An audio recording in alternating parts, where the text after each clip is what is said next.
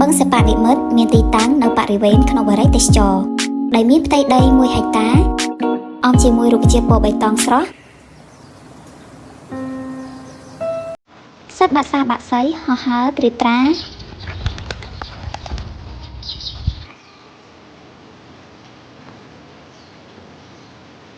រីឯហ្វូងមច្ឆាហែលឆ្វែងឆ្វាត់ពេញផ្ទៃគង្គា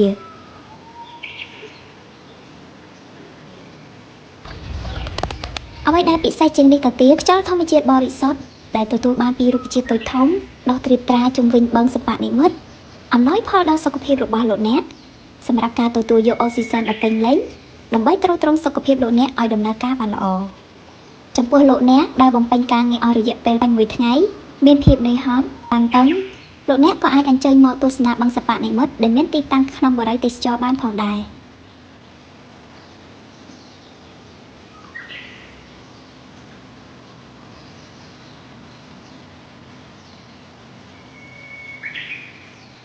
បរិយាទេសចរធ្វើឲ្យជីវិតលោកអ្នកកាន់តែមានសុភមង្គល